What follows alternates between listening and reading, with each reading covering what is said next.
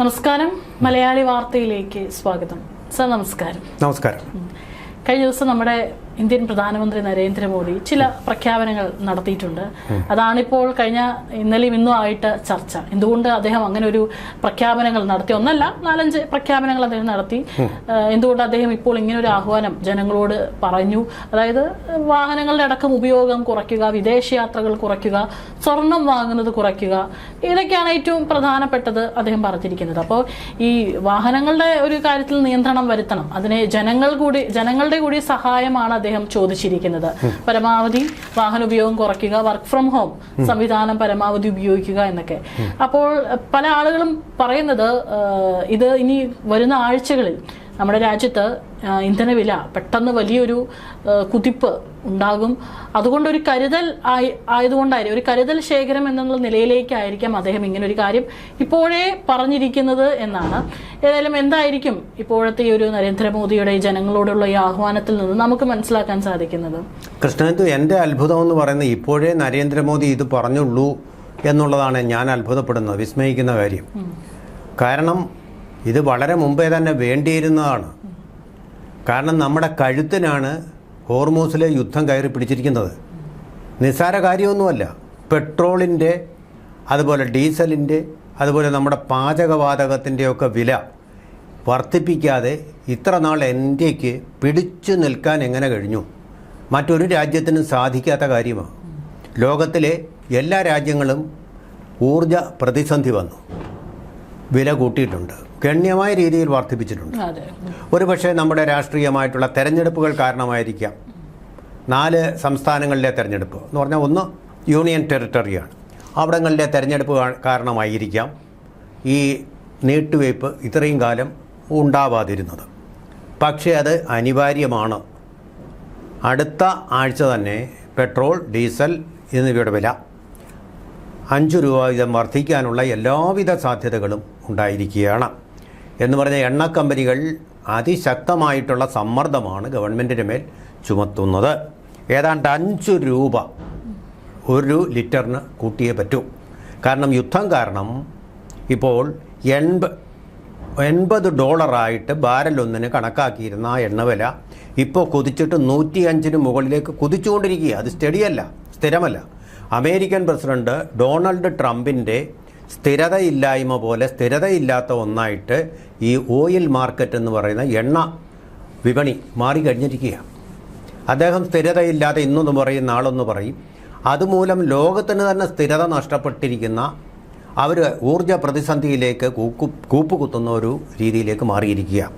പെട്രോളിന് കുവൈറ്റ്, അതുപോലെ തന്നെ കുവൈറ്റും ഇറാഖുമായിട്ടുണ്ടായ യുദ്ധകാലത്ത് വന്നതുപോലെ ഒരു ഓയിൽ റേഷനിങ് ഏർപ്പെടുത്തേണ്ട ഒരു അവസ്ഥയിലേക്ക് കാര്യങ്ങൾ പോവുകയാണ്. കാശ് കൊടുത്താലും പെട്രോൾ കിട്ടാത്ത ഒരവസ്ഥ അന്നുണ്ടായിരുന്നു. പണം കൂട്ടിക്കൊടുത്താലും കിട്ടാത്ത അവസ്ഥ. അതിനായിട്ട് ഓരോരുത്തരും 1 ലിറ്റർ ഇവിടുത്തെ പമ്പിൽ നിന്ന് വാങ്ങിക്കും, കുറച്ച് കൊട്ടാരക്കര ചെന്ന് അവിടുത്തെ പമ്പിൽ നിന്ന് വീണ്ടും 1 ലിറ്റർ, അതിനപ്പുറം അടൂർ എന്നിട്ട് വീണ്ടും 1 ലിറ്റർ, അങ്ങനെ വാങ്ങിച്ചുകൊണ്ട് പോകുന്ന ഒരു കാലം ഉണ്ടായിരുന്നു നമുക്ക്. അത്തരം ഒരു പ്രതിസന്ധിയിലേക്കാണ് കാര്യങ്ങൾ പോകുന്നത്. കാരണം എന്താ? പകൽ പോലെ വ്യക്തമാണ്, പല വിദഗ്ധരും പറഞ്ഞിട്ടുള്ളതുമാണ്. കാരണം നമ്മുടെ ഈ ചരക്കു നീക്കത്തിൻ്റെ, അതായത് എണ്ണ നീക്കത്തിൻ്റെ 50% നടക്കുന്നത്, നമ്മൾ 40 രാജ്യങ്ങളിൽ നിന്നാണ് ഈ എണ്ണ വാങ്ങുന്നത്. അതിൻ്റെ 50% കടന്നു വരുന്നത് ഹോർമൂസ് കടലിടുക്കിൽ കൂടിയാണ്. ആ ഹോർമൂസ് കടലിടുക്ക് ഇപ്പോൾ ഇരട്ട താഴിട്ട് കൂട്ടിയിരിക്കുകയാണ്. ഒരു വശത്ത് അമേരിക്ക പൂട്ടിട്ടിരിക്കുന്നു ഒമാൻ്റെ ഭാഗത്ത്, മറുവശത്ത് ഇറാൻ്റെ ഭാഗത്തും പൂട്ടിട്ട് വച്ചിരിക്കുക. അവർ തമ്മിൽ സംഘർഷം നടക്കുന്നുണ്ട്. അമേരിക്കയുടെ വിമാനങ്ങൾ അവിടെ ഡ്രോൺ ഉപയോഗിച്ച് അല്ലെങ്കിൽ മിസൈൽ ഉപയോഗിച്ച് തകർത്ത് കളയുന്നുണ്ട് ഇറാൻ. അതിനു പകരം ഇറാനിലെ ചില ദ്വീപുകളിലേക്ക് ആക്രമണം വ്യാപിക്കുന്നുണ്ട് അമേരിക്ക. അവരുടെ ചില കപ്പലുകളുടെ നീക്കം തടസ്സപ്പെടുത്തിയിട്ടുണ്ട് അമേരിക്ക. രണ്ടുപേരും അവകാശവാദങ്ങളും വിവാദങ്ങളും എല്ലാം ഉന്നയിച്ചുകൊണ്ട് അവരവരുടെ മേന്മ ലോകത്തിന് കാണിച്ചു കൊടുക്കാൻ ശ്രമിക്കുക. ഇതിനിടയിൽ ശ്വാസം മുട്ടി മരിച്ചുകൊണ്ടിരിക്കുന്നത് നമ്മുടെ ലോകത്തിലെ ജനങ്ങൾ മുഴുവനാണ്. ഈ പ്രതിസന്ധി എന്ന് പറയുന്നത് എണ്ണയുടെ വിലയിൽ മാത്രം ഒതുങ്ങുന്നതല്ല. എണ്ണയാണ് ചരക്ക് കടത്തിൻ്റെ പ്രധാനമായിട്ടുള്ള കാറ്റലിസ്റ്റ് എന്ന് പറഞ്ഞാൽ ചാലക ശക്തി. എണ്ണയില്ലാതെ ഒന്നും ചലിക്കുകയില്ല. എണ്ണയുടെ കൂടെ മോദി സ്വർണത്തിൻ്റെ കാര്യവും പറഞ്ഞു. സ്വർണമെന്ന് പറഞ്ഞാൽ പൊതുവേ ഒരു ആഡംബര വസ്തുവാണ്. അതില്ലെങ്കിലും മനുഷ്യൻ ശ്വാസം വിട്ട് ജീവിച്ചു പോകും. പക്ഷേ ഭക്ഷണമില്ലാതെ ജീവിക്കാൻ പറ്റില്ല. സപ്ലൈ ചെയിൻ ഇല്ലാതെ നമുക്ക് ജീവിതം മുന്നോട്ട് കൊണ്ടുപോകാൻ പറ്റില്ല. കോവിഡ് കാലത്ത് നമ്മൾ പഠിച്ചതാണ്. ആ സപ്ലൈ ചെയിനുകൾ തടസ്സപ്പെടാതിരുന്നതുകൊണ്ടാണ് ഇന്ത്യയിൽ കൂടുതൽ ജീവനുകൾ കോവിഡ് മൂലമല്ലാത്ത പട്ടിണി മൂലമുള്ള മരണങ്ങളാൽ ഇല്ലാതെ പട്ടിണി മൂലം ഉള്ള മരണങ്ങളാൽ നഷ്ടപ്പെടാതെ പോയത്. ഈ സപ്ലൈ ചെയിനാണിപ്പോൾ അവിടെ വന്നിരിക്കുന്നത്. ഇപ്പോൾ സപ്ലൈ ചെയിൻ തടസ്സപ്പെട്ടു എന്ന് പറയുന്നില്ല, സപ്ലൈ ചെയിനിൽ ഒരു സ്ട്രെസ് ഉണ്ടായിരിക്കുന്നു. ആ സ്ട്രെസ്സാണ് ഇപ്പോൾ വലിയ പ്രശ്നമായിട്ടിരിക്കുന്നത്. ചർച്ചകളെങ്ങും എത്തുന്നില്ല. പാകിസ്ഥാൻ്റെ മധ്യസ്ഥത എന്ന് പറയുന്നത് വെറുമൊരു പ്രഹസനം മാത്രമാണ്. അനന്തമായിട്ട് നീണ്ടുപോകുന്ന ഒരു യുദ്ധമായിട്ട് അൺപ്രഡിക്റ്റബിളായിട്ടുള്ള അമേരിക്കൻ പ്രസിഡൻറ്റിൻ്റെ, അതായത് ഡൊണാൾഡ് ട്രംപിൻ്റെ നിലപാടുകൾ കൊണ്ട് ഇത് മാറിയിട്ടുണ്ട്. ഇത് മണത്തറിഞ്ഞുകൊണ്ടാണ് വളരെ മുന്നേ കൂട്ടി കാര്യങ്ങൾ കാണുന്ന നരേന്ദ്രമോദി നമ്മളോടെല്ലാം പെട്രോൾ, ഡീസൽ എന്നിവയുടെ മാത്രമല്ല വളത്തിൻ്റെയും, കാരണം എന്താ, വളമെന്ന് പറയുന്നത് ഒരു പെട്രോളിയം ഉൽപ്പന്നമാണ്. ആ ഉൽപ്പന്നത്തിൻ്റെയും അളവ് കുറയ്ക്കുക. എന്നിട്ട് നിങ്ങൾ നല്ല കാര്യമാണ് ഈ പറയുന്നതല്ല, ജൈവ കൃഷിയിലേക്ക് പോവുക. വളമൊന്നുമില്ലാത്തതല്ല, ചാണകം പോലെ പെട്രോളിയം ഉൽപ്പന്നങ്ങളല്ലാത്ത വസ്തുക്കളിൽ നിന്ന് ഉൽപ്പാദിപ്പിക്കുന്ന വളങ്ങളാൽ നിങ്ങളുടെ കൃഷിയെ സമ്പുഷ്ടമാക്കുക. നല്ല ഐഡിയ ആണത്. പക്ഷേ അതിന് നല്ല വൈദഗ്ധ്യം വേണം. അങ്ങനെയുള്ള കാര്യങ്ങൾ പറഞ്ഞിരിക്കുന്നു. അതുപോലെ തന്നെ കാർ പൂളിംഗ്. നമ്മളിന്ന് നഗരങ്ങളിൽ നേരിടുന്ന ഏറ്റവും വലിയ പ്രശ്നം വാഹനങ്ങളുടെ പെരുമയാണ്. പാർക്ക് ചെയ്യാൻ സ്ഥലമില്ലെന്ന് മാത്രമല്ല, വണ്ടി ഓടിച്ചു പോകാൻ പോലും സ്പേസ് ഇല്ല, വഴി നടക്കാനും സ്പേസ് ഇല്ല. അതുപോലെ വണ്ടികൾ ആളാം പ്രതി എടുത്തുകൊണ്ട് പോവുക. ഒരു വീട്ടിൽ ഒരു കാറല്ല ഉള്ളത്, 5 അംഗങ്ങളുണ്ടെങ്കിൽ 5 കാർ, 6 6 കാർ, 7 കാർ. ആ ഒരു ആഡംബരത്തിലേക്ക് നമ്മൾ നേരത്തെ പോയി കഴിഞ്ഞു. ഇതെല്ലാം പ്രവർത്തിക്കുന്നത് ഇലക്ട്രിക്കൽ വെഹിക്കിൾസ് അല്ല ഇവയൊന്നും, പെട്രോൾ കൊണ്ടോ ഡീസൽ കൊണ്ടോ പ്രവർത്തിക്കുന്നത്. അതിന് വേണം, പെട്രോൾ ഇല്ലെങ്കിൽ അത് മുന്നോട്ട് ചലിക്കുകയില്ല. തന്നെയുമല്ല, ആവശ്യത്തുമില്ലാത്ത ആഡംബര യാത്രകളും ടൂറിസവും ഒക്കെ ഒരുപാട് നമ്മൾ നടത്തും. ടൂറിസം ഇൻഡസ്ട്രിക്ക് വളരെ നല്ലതാണ്, ഇന്ത്യയുടെ ദേശീയ വരുമാനം ഉയരാനും നല്ലതാണെങ്കിലും ഈ അവസ്ഥയിൽ അതങ്ങനെ ദൂർത്തടിച്ചു കഴിഞ്ഞാൽ അത്യാവശ്യത്തിന് ഒരാൾക്ക് ആശുപത്രിയിൽ പോകാനുള്ള ആംബുലൻസിന് ഇന്ധനം കിട്ടാതെ വരും. ജീവനാണോ വലുത്, ഓരോരുത്തരുടെയും സുഖാഡംബരങ്ങളാണോ വലുത് എന്നുള്ള ചോദ്യമുണ്ട്. ആ നിലയ്ക്കാണ് അദ്ദേഹം ഇങ്ങനെ പറഞ്ഞത്. പിന്നെ മറ്റൊരു തന്ത്രം കൂടിയുണ്ട് ഇക്കാര്യത്തിൽ. സ്വർണത്തിൻ്റെ കാര്യം പറയുമ്പോൾ സ്വർണം നമ്മൾ വാങ്ങിക്കുന്നത് ഇപ്പോഴും ഡോളർ കൊടുത്തിട്ടാണ് ഏറെക്കുറെ. നമ്മുടെ രാജ്യത്തിൻ്റെ ഉത്പാദനം എന്ന് പറയുന്നത് 2 മാത്രമേ ഉള്ളൂ സ്വർണ്ണ ഉത്പാദനം. ബാക്കി 98 നമ്മുടെ ആവശ്യത്തിന് ഉതകുന്ന സ്വർണവും വിദേശത്തു നിന്ന്, പ്രധാനമായിട്ട് UAE-യിൽ നിന്നാണ് നമ്മൾ ഇറക്കുമതി ചെയ്യുന്നത്. ആ ഇറക്കുമതി അങ്ങ് കുറച്ച് കഴിഞ്ഞാൽ ഡോളറിന് നമ്മുടെ രൂപയേക്കാൾ വളരെ ഉയർന്നിരിക്കുകയാണ് ഇതിനിടയിൽ. ആ പ്രശ്നം അങ്ങ് മാറും. ഡോളർ കൂടുതൽ അങ്ങോട്ട് നമുക്ക് ഡിമാൻഡ് വരുമ്പോഴാണ് ഡോളറിന് രൂപയുടെ മൂല്യം ഇടിഞ്ഞും ഡോളറിൻ്റെ മൂല്യം ഉയർന്നും പോയിക്കൊണ്ടിരിക്കുന്നത്. അതൊന്നും ഒഴിവാക്കാനും കൂടിയാണ് ഈ സ്വർണം. ഇത് മുന്നേ കൂട്ടി കറക്റ്റ് സമയത്ത് അദ്ദേഹം പറഞ്ഞു. ഞാൻ വിചാരിച്ചത് എന്താ ഇദ്ദേഹം നേരത്തെ പറയാത്തത്. ഇപ്പോൾ പറയാൻ കാര്യം എന്താണ്, ഇത് ധാരാളമായിട്ട് ഉത്സവങ്ങളുടെയും കല്യാണം പോലുള്ള ചടങ്ങുകൾ നടക്കുന്ന ശുഭമുഹൂർത്തങ്ങളുടെയും അതുപോലെ തന്നെ അക്ഷയ തൃതീയ എന്നൊക്കെ പറഞ്ഞ് സ്വർണം ചെലവാക്കാൻ വേണ്ടി വ്യാപാരികൾ ഉണ്ടാക്കി വെച്ചിരിക്കുന്ന അന്ധവിശ്വാസങ്ങളുടെയൊക്കെ കാലഘട്ടമാണ്. അപ്പോൾ അതിനു മുമ്പ് ഇതിനൊരു തടയിട്ട് കഴിഞ്ഞാൽ അത് ഈ രാജ്യത്തിൻ്റെ സമ്പദ് വ്യവസ്ഥയ്ക്ക് നല്ലതായിരിക്കുമെന്നുള്ള ശരിയായിട്ട് ഇത് സ്റ്റഡി ചെയ്ത് സെക്രട്ടറിമാരിൽ നിന്ന് ചർച്ച ചെയ്തുകൊണ്ട് എടുത്തിട്ടുള്ള തീരുമാനമാണ്. അതുപോലെ തന്നെ റെയിൽവേ, നിങ്ങളുടെ ഗുഡ്സ് ചരക്കുകൾ നീക്കാൻ വേണ്ടി നിങ്ങൾ റെയിൽവേയുടെ സഹായം ഉപയോഗിക്കുക. തീവണ്ടിയിൽ നീങ്ങിയാലും ചരക്കുകൾ എത്തിക്കാൻ പറ്റുമല്ലോ, നല്ലൊരു സപ്ലൈ ചെയിനാണത്, അങ്ങനെയാക്കുക. ഇങ്ങനെ ധാരാളം നിർദ്ദേശങ്ങളാണ് കൊടുത്തിരിക്കുന്നത്. ഇതൊരു റെസ്ട്രെയിൻറ്റ് എന്നാണ് പറഞ്ഞിരിക്കുന്നത്. അദ്ദേഹം പറഞ്ഞിരിക്കുന്ന വാക്കുകൾ എന്താ, use petrol, diesel, gas with great restraint. Great അതിനാണ് അടിവര, great restraint. Go to car pooling, അതുപോലെ തന്നെ personal and public tourism maximum avoid. അതുപോലെ വർക്ക് ഫ്രം ഹോം, പ്രധാനപ്പെട്ട ഒരു കാര്യം. അപ്പോൾ എന്താണ്, അത്രയും യാത്രകൾ ഒഴിവാക്കുക, അത്രയും വാഹനങ്ങൾ റോഡിൽ നിന്ന് ഒഴിവാക്കി കിട്ടുക. നമുക്ക് നല്ല ഇലക്ട്രിക് വെഹിക്കിൾസ് മാക്സിമം. അതുപോലെ ഗോൾഡ് എന്ന് പറയുന്നത് വാങ്ങിക്കുന്നത് ഒഴിവാക്കുക. അതുപോലെ തന്നെ നമ്മൾ അറിയേണ്ട ഒരു പ്രധാനപ്പെട്ട കാര്യം, ഇതൊക്കെ കൊണ്ട് ഇന്ത്യയുടെ സമ്പദ് വ്യവസ്ഥയ്ക്ക് മാത്രമല്ല, മഹാത്മാഗാന്ധി പറഞ്ഞ ആ സ്വദേശി പ്രസ്ഥാനത്തിലേക്ക് കൂടി നമ്മൾ വരികയാണ്. ലളിതമായ ജീവിതം, ഉയർന്ന ചിന്ത എന്നുള്ള ഒരു രീതിയിലേക്ക് നമ്മൾ പോകേണ്ട സന്ദർഭമാണ്. അങ്ങനെ നമുക്ക് പ്രതിരോധിക്കാൻ കഴിയും. പക്ഷേ എനിക്കിവിടെ ഒരു വിയോജിപ്പുള്ളത് എന്തെന്ന് വെച്ച് കഴിഞ്ഞാൽ, ഇക്കാലം അത്രയും യുദ്ധം തുടങ്ങുന്നതിന് മുമ്പും അത് കഴിഞ്ഞിട്ടും കേന്ദ്ര പെട്രോളിയം മന്ത്രാലയത്തിൻ്റെ ജോയിൻറ്റ് സെക്രട്ടറി ആയിട്ടുള്ള സുജാത ശർമ്മ പറഞ്ഞുകൊണ്ടേയിരുന്നത് നമുക്ക് പെട്രോളിയത്തിൻ്റെ പരമാവധി പ്രൊഡക്ഷനുണ്ട്, നമ്മളുടെ റിഫൈനറികളിൽ പെട്രോൾ ഏതാണ്ട് 25% വർദ്ധിച്ചിട്ടുണ്ട്, അതുകൊണ്ട് ഷോർട്ടേജ് ഒന്നും ഉണ്ടാവില്ല, പെട്രോളിൻ്റെ റേഷനിങ് ഒന്നും ഉണ്ടാവില്ല, പാനിക് ബൈയിങ് നിങ്ങൾ നടത്തണ്ട, അതുപോലെ തന്നെ ഓയിൽ സപ്ലൈസ് ആർ ആഡിക്വേറ്റ്, ആവശ്യത്തിന് വിതരണം ചെയ്യുന്നുണ്ട് എന്നൊക്കെയാണ് പറഞ്ഞത്. അവർ പറഞ്ഞുകൊണ്ടേയിരുന്നു. ഒരു പക്ഷേ ഓഹരി മാർക്കറ്റിൽ ഒരു വീഴ്ച സംഭവിക്കാതിരിക്കാൻ വേണ്ടിയായിരിക്കും പറഞ്ഞത്. മോദി ഇത് പറഞ്ഞു കഴിഞ്ഞ ഉടനെ തന്നെ ഓഹരി മാർക്കറ്റ് വമ്പിച്ച ഒരു ഇടിവുണ്ടായി. അത് ഒഴിവാക്കാനായിരിക്കും അവർ പറഞ്ഞത്. പക്ഷേ അത് തെറ്റായ ഒരു തന്ത്രമായി പോയി. അതിൻ്റെ ഫലമായിട്ട് ജനങ്ങളെല്ലാം വിശ്വസിച്ച് ഇവിടെ ഒരു കുഴപ്പം വരുന്നില്ലെന്ന് പറഞ്ഞ് പരമാവധി പെട്രോൾ അങ്ങ് ഉപയോഗിച്ചു കഴിഞ്ഞു. അതുകൊണ്ട് ഇപ്പോൾ എന്താ സംഭവിച്ചത്? നമുക്കിപ്പോൾ ബാക്കി അവശേഷിക്കുന്നത് 60 ദിവസത്തേക്ക് മാത്രമുള്ള പെട്രോളും 45 ദിവസത്തേക്ക് മാത്രമുള്ള LPG. ഇത് വളരെ നമ്മൾ വിചാരിക്കും ഇത്രയും ഉണ്ടല്ലോ, പക്ഷേ ഇതുകൊണ്ടും യുദ്ധം തീരുകയില്ല. ഈ യുദ്ധമെന്ന് പറയുന്നത് ഇനിയും ഒരു വർഷം കൂടെ നീണ്ടാലും അത്ഭുതമില്ല. കാരണം രണ്ടും ഭ്രാന്തന്മാരാണ്. ഇറാൻ ഭരിക്കുന്നതും ഭ്രാന്തന്മാരാണ്, അമേരിക്ക ഇപ്പോൾ ഭരിക്കുന്നതും ഭ്രാന്തനാണ്, വട്ടനാണ്, മുഴുവട്ടനാണ്, അല്ലെങ്കിൽ പൊട്ടനാണ്. കാര്യങ്ങളെക്കുറിച്ച് ഒരു പിടിയിൽ കൈവിട്ട് പോയിരിക്കുക ഇവിടെ. അതുകൊണ്ടാണ് ഈ റെസ്ട്രെയിൻറ്റ് വേണമെന്ന് പറഞ്ഞത്. ഇത് നമ്മൾ സൂക്ഷിക്കേണ്ട മിനിമം എത്രയാണെന്നറിയോ? ഒരു 90 ദിവസത്തെങ്കിലും സപ്ലൈ നമ്മൾ സൂക്ഷിച്ച് വെക്കണം. അത് നമ്മുടെ പത്തായത്തിനകത്ത് നെല്ല് സൂക്ഷിച്ച് വയ്ക്കുന്ന പോലെ, വിത്തിനുള്ള നെല്ല് സൂക്ഷിക്കുന്ന പോലെ. അത് ചിലവാക്കാനുള്ളതല്ല. ഏതൊരു പ്രതിസന്ധി എന്തും സംഭവിക്കാം. Geo political situation is always volatile. ആ ഒരു പ്രതിസന്ധിയെ മറികടക്കാൻ വേണ്ടി നമ്മൾ സംഭരിച്ച് വെക്കേണ്ടതാണ് ഈ പോയി കഴിഞ്ഞിരിക്കുന്നത്.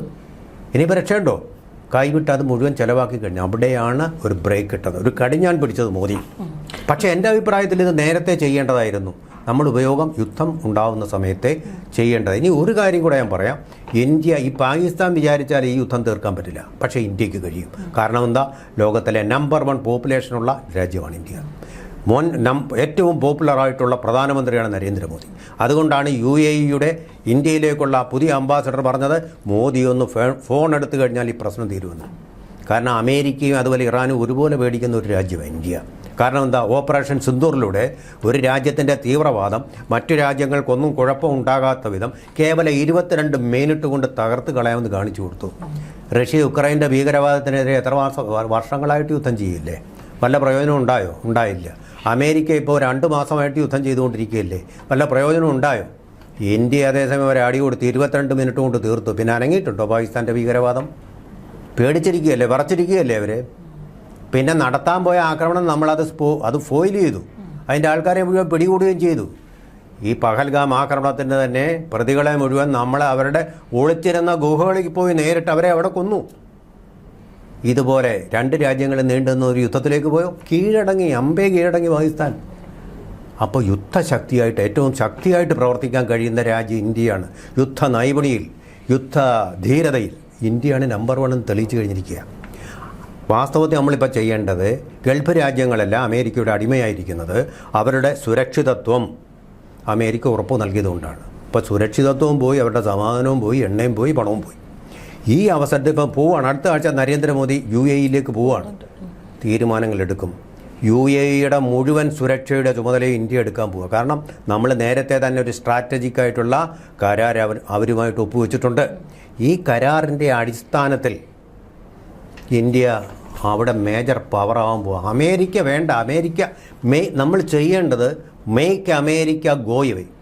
അമേരിക്ക യുദ്ധം ചെയ്യുന്നത് മേക്ക് അമേരിക്ക ഗ്രേറ്റ് അഗെയിൻ എന്നുള്ള ഒരു കാര്യത്തിന് വേണ്ടിയാണ്. നമ്മൾ മേക്ക് അമേരിക്ക ഗോ എവേ. കാരണം അവരുടെ മണ്ഡലമല്ലിത്. ഇത് ഏഷ്യൻ ഭൂഖണ്ഡമാണ്. ഇവിടുത്തെ മേജർ പ്ലെയർമാരിൽ ഒരാളെന്ന് പറയുന്നത് ഇന്ത്യയാണ്. അങ്ങനെയുള്ള ആൾ നമ്മുടെ രാജ്യത്തിൻ്റെ താല്പര്യം, ഇത് താല്പര്യം മാത്രമല്ല, 90 ലക്ഷത്തോളം വരുന്ന ഗൾഫിലെ ജീവനക്കാർ, നമ്മുടെ മലയാളികൾ ഉൾപ്പെടെ, അങ്ങനെയുള്ള ആൾക്കാരുടെയൊക്കെ ഒരു സാമ്പത്തികവും അതുപോലെ തന്നെ അവരുടെ സ്വാഭാവികവുമായിട്ടുള്ള സുരക്ഷയ്ക്കും ആവശ്യം ഇന്ത്യയുടെ ഇടപെടലാണിപ്പോൾ. അതുകൊണ്ട് അമേരിക്കയെ ഇവിടുന്ന് പറഞ്ഞു വിടാനുള്ള എല്ലാ ശ്രമങ്ങളും ഇന്ത്യ മധ്യസ്ഥതയിലൂടെയായാലും നയതന്ത്രത്തിലൂടെയായാലും ഡയലോഗിലൂടെയായാലും, ഡയലോഗ് ആൻഡ് ഡിപ്ലോമസി എന്നുള്ളതാണ് നരേന്ദ്രമോദി പറയുന്ന കാര്യങ്ങൾ. നമ്മളത് ചെയ്യുകയും വേണം. പക്ഷേ മോദിക്ക് മനസ്സിലായിരിക്കുന്നു, ജിയോ പൊളിറ്റിക്സ് അറിയാവുന്ന ആളാണ് മോദി, അതുകൊണ്ട് ഈ യുദ്ധം ഉടനെങ്ങും തീരാൻ സാധ്യതയില്ല എന്നുള്ളത് മോദിക്ക് മനസ്സിലാക്കിയതിൻ്റെ ഒരു ശംഖലിയാണ് നമ്മൾ ഇന്നലെ ഡൽഹിയിലും അതുപോലെ തന്നെ വഡോദരയിലും നരേന്ദ്രമോദിയുടെ വാക്കുകൾ ശ്രവിച്ചത്. രാജ്യം ശ്രദ്ധയോടെ കേൾക്കേണ്ട കാര്യമാണ്. അതോടൊപ്പം തന്നെ ഇന്ത്യ നേരത്തെ തന്നെ ഈ റെസ്ട്രിക്ഷൻസ് കൊണ്ടുവരേണ്ടതായിരുന്നു എന്നുള്ള ഒരു വിയോജിപ്പാണ് എനിക്കുള്ളത്. കൃഷ്ണേന്ദുവിന് ചോദിക്കാനുള്ളത്, ഇതിപ്പോ മോദി ഇപ്പൊ ഇങ്ങനെ ഒരു പ്രഖ്യാപനം നടത്തിയപ്പോൾ അദ്ദേഹത്തെ തെറി വിളിക്കാനും അദ്ദേഹത്തിനെതിരെ പ്രതിഷേധിക്കാനുമാണ് ആളുകൾക്ക് തിരക്ക്. പക്ഷേ ഇന്നലെ ഒരു ഫേസ്ബുക്ക് പോസ്റ്റ് ശ്രദ്ധിച്ചതാണ് ഈ വിവരങ്ങളെ വെച്ചിട്ട്. അപ്പൊ അതിൽ പറയുന്നുണ്ട്, ഇതിപ്പോ ഇങ്ങനെ ഒരു റെസ്ട്രിക്ഷൻ കൊണ്ടുവരുന്ന ആദ്യത്തെ പ്രധാനമന്ത്രിയൊന്നും അല്ല നരേന്ദ്രമോദി. അപ്പൊ അതിൽ ചില ഉദാഹരണങ്ങൾ പറയുന്നുണ്ട്. 1965 ലാൽ ബഹദൂർ ശാസ്ത്രി അദ്ദേഹം പാക് യുദ്ധ സമയത്തും ഇത്തരത്തിൽ സ്വർണം വാങ്ങരുത്, അല്ലെങ്കിൽ സ്വർണം കുറയ്ക്കണം, യുദ്ധ ചെലവിനായിട്ട് സ്ത്രീകളോടും സ്വർണ്ണാഭരണങ്ങൾ രാജ്യത്തിന് സംഭാവന ചെയ്യാൻ അഭ്യർത്ഥിച്ചിരുന്നത്രേ. അത് മഹാത്മാഗാന്ധിയും പണ്ട് ചെയ്തിരുന്നു. കോൺഗ്രസിന് വേണ്ടി, സ്വാതന്ത്ര്യത്തിന് വേണ്ടി സംഭാവന ചെയ്യണമെന്ന് പറഞ്ഞു ഒരു ഗ്രാമാന്തരങ്ങളിലൂടെ ചുറ്റി സഞ്ചരിച്ചു. അങ്ങനെയായിരുന്നു കൗമുദി ടീച്ചർ കയ്യിലും കഴുത്തിലും ഉണ്ടായിരുന്ന ആഭരണങ്ങൾ, ചെവിയിലും ഉണ്ടായിരുന്ന ആഭരണങ്ങൾ അത്രയും അഴിച്ച് ഗാന്ധിജിക്ക് കൊടുത്തത്. അതുപോലൊരു സന്ദർഭമാണ് ഇപ്പോൾ യുദ്ധസമാനമായ. പിന്നീട് 1960 മൊറാർജി ദേശായി അദ്ദേഹം ഇതുപോലെ സ്വർണ്ണ ഇറക്കുമതി നിയന്ത്രിക്കാനായിട്ട് ഗോൾഡ് കൺട്രോൾ ആക്ട് 1968 കൊണ്ടുവന്നു. അതായത് സ്വർണം ഉൽപാദനക്ഷമമല്ലാത്ത നിക്ഷേപമാണ്, കുറയ്ക്കൂ എന്നായിരുന്നു അദ്ദേഹം അന്ന് പരസ്യം ചെയ്തിരുന്നത്. പിന്നീട് നമ്മുടെ ഇന്ദിരാഗാന്ധി 1973 ഇതുപോലെ ഒപ്പക് രാജ്യങ്ങൾ എണ്ണവില കൂട്ടിയ സമയത്തും പെട്രോൾ ലാഭിക്കൂ, അനാവശ്യ യാത്രകൾ ഒഴിവാക്കൂ എന്ന് റേഡിയോ പ്രസംഗങ്ങളിൽ പറഞ്ഞിരുന്നു എന്നാണ് പറയുന്നത്. അതായത് ഞായറാഴ്ചകളിൽ പെട്രോൾ പമ്പ് അങ്ങ് അടച്ചിടാൻ, ഭയങ്കര സ്ട്രിക്റ്റ് ആയിട്ടുള്ള കാര്യങ്ങൾ. ഇപ്രാവശ്യം ഇപ്പൊ അങ്ങനെയൊന്നും പറഞ്ഞിട്ടില്ല, പക്ഷെ അങ്ങനെ പെട്രോൾ ഓപ്ഷനായിട്ട് നമുക്ക് തന്നിട്ടേ ഉള്ളൂ, അല്ലാതെ അടിച്ചേൽപ്പിക്കപ്പെട്ടതല്ല. പിന്നീട് മൻമോഹൻ സിംഗ് 2008 2012 ക്രൂഡ് ഓയിൽ വില കൂടിയ സമയത്തും ഇന്ധനം ലാഭിക്കാൻ ദേശസ്നേഹമാണ് എന്ന് പറഞ്ഞ ഓഫീസുകളിൽ AC ഉപയോഗം കുറയ്ക്കാനും കാർ കൂളിംഗ് അത് ചെയ്യാനും പറഞ്ഞിരുന്നു. പിന്നെ ലാൽ ബഹദൂർ ശാസ്ത്രി 1965 ഭക്ഷ്യധാന്യ ക്ഷാമം രൂക്ഷമായ സമയത്തും ആഴ്ചയിൽ ഒരു നേരത്തെ ഭക്ഷണം സ്വമേധയെ ഉപേക്ഷിക്കാൻ അദ്ദേഹത്തിന്റെ കുടുംബം ഒരു ദിവസം പട്ടിണി കിടന്നു. അദ്ദേഹം ഒരു പട്ടിണിയുള്ള കുടുംബത്തിലെ അംഗമായിരുന്നു. പക്ഷെ ഇതിനു വേണ്ടി പ്രധാനമന്ത്രി തിങ്കളാഴ്ച രാത്രി അദ്ദേഹം ഭക്ഷണം ഒഴിവാക്കി കുടുംബത്തോടൊപ്പം കുടുംബം അതനുസരിച്ചു. അതെന്താ ശാസ്ത്രീയ വ്രതം എന്നൊരു പ്രയോഗം അന്ന് വന്നിട്ടുണ്ടായിരുന്നു അത്ര കൂടുതൽ. അതുപോലെ തന്നെ ഇന്ദിരാഗാന്ധി 1970 ഈ ഒരു ക്ഷാമക്കാലത്ത് തന്നെ കല്യാണങ്ങൾക്കും പൊതുചടങ്ങുകൾക്കും അതിഥികളുടെ എണ്ണം നിയന്ത്രിക്കാൻ ഗസ്റ്റ് കൺട്രോൾ ഓർഡർ കൊണ്ടുവന്നു എന്ന് പറയുന്നുണ്ട്. ഭക്ഷണം പാഴാക്കരുത് എന്നൊരു ക്യാമ്പയിനും കൊണ്ടുവന്നിട്ടുണ്ട്. അതായത് നരേന്ദ്രമോദി മാത്രമല്ല, നമ്മളിപ്പോ നമ്മുടെ ഉരുക്ക് വനിത എന്ന് നമ്മൾ വിശേഷിപ്പിക്കുന്ന ഇന്ദിരാഗാന്ധി അവരുടെ ഒരു ഭരണകാലത്തും അതുപോലെ തന്നെ ലാൽ ബഹദൂർ ശാസ്ത്രിയുടെയും മൊറാർജി ദേശായിയുടെ ഒക്കെ തന്നെ അവരുടെയൊക്കെ ഒരു ഭരണകാലത്തും ഇത്തരത്തിലുള്ള പ്രസ്താവനകൾ നടത്തിയിട്ടുണ്ട്. ഞാനൊന്ന് ഇടപെട്ടോട്ടെ. അതിലും നല്ല മോഡൽ നമ്മുടെ ബിനോയ് വിശ്വത്തിൻ്റെയാണ്.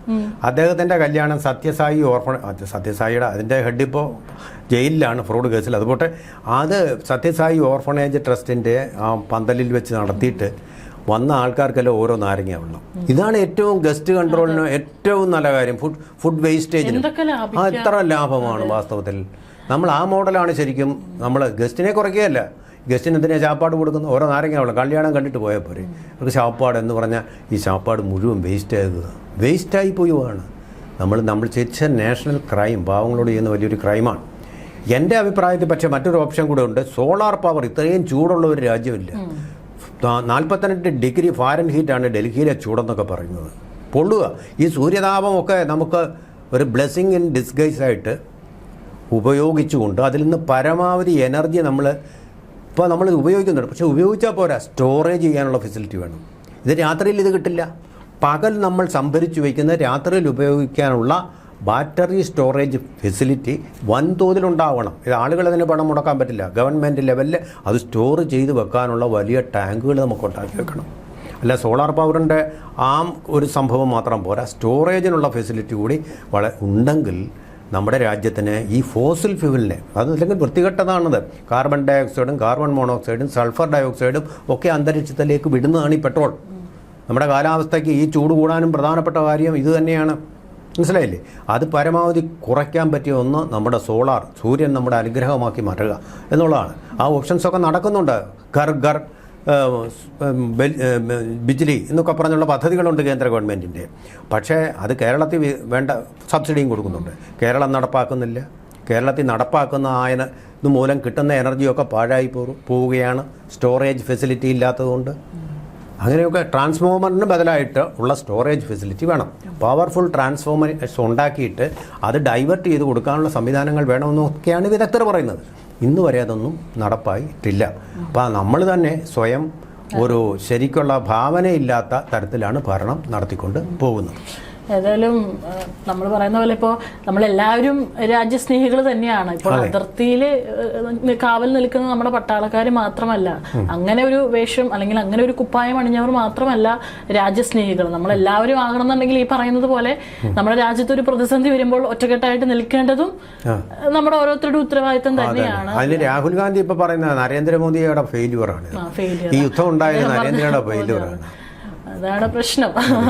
ഏതായാലും ഇപ്പോൾ അദ്ദേഹം പറഞ്ഞിരിക്കുന്ന കാര്യങ്ങളൊക്കെ തന്നെ പരമാവധി അത് ശ്രമിക്കുക അല്ലേ, നമുക്കതല്ലേ പറയാൻ പറ്റുള്ളൂ. നമ്മളെ കൊണ്ട് ചെയ്യുന്ന സാധനങ്ങളാണെങ്കിൽ ഇപ്പോൾ സ്ത്രീകൾക്കാണെങ്കിൽ സ്വർണം വാങ്ങുന്നത് ഒന്ന് കുറയ്ക്കാം. ഇപ്പൊ എന്തെങ്കിലും ഇപ്പൊ വാങ്ങാൻ പ്ലാൻ ഉണ്ടെങ്കിൽ അതൊന്ന് മാറ്റി വെക്കാം. ഞാനിത് പണ്ടേ പറയുന്ന ആളുമാണ്. ഞാൻ ഈ ലളിതമായ ജീവിതം നയിക്കുന്ന ആളുമാണ്.